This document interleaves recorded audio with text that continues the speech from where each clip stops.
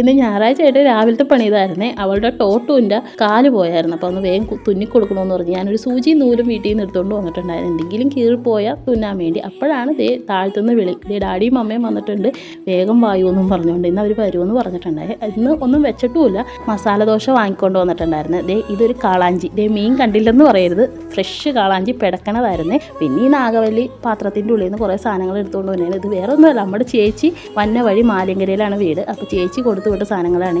നാഗവല്ലി കാണിക്കൂലേ, ഈ അത് ഇതെന്നൊക്കെ പറഞ്ഞ് സ്വർണ്ണങ്ങൾ കാണിക്കില്ല, അതേപോലെ ഉണ്ട്. എന്തൊക്കെയാണെന്ന് കാണിച്ച് തന്നെയാണ് എന്നെ. അപ്പോൾ ഞാൻ കുറച്ച് മാങ്ങ എനിക്കും വെച്ച്, പ്രിയൂരുണ്ട്, മൂവാണ്ടനും ഉണ്ട് കേട്ടോ. കുറച്ച് ഗോക്കയും മാങ്ങ ഞാൻ എടുത്തായിരുന്നേ. അത് കഴിഞ്ഞിട്ട് ഉച്ചയ്ക്ക് ഞങ്ങൾ ഭക്ഷണം കഴിക്കാൻ വേണ്ടി പോണേണ്. ആ കാന്താരി മുളക് ഉണ്ടായിരുന്നില്ലേ, അത് ഞാൻ അമ്മക്ക് തന്നെ കൊടുത്തുവിട്ട് ഉപ്പിലിട്ട് വെക്ക്, എന്നിട്ട് ഞാൻ വരുമ്പോൾ കൊണ്ടുപോയിക്കോളാം എന്ന് പറഞ്ഞിട്ടുണ്ട്. എനിക്ക് അച്ചാറിലിടാൻ കാന്താരി മുളക് ഉപ്പിലിട്ടത് എടുക്കുകയും.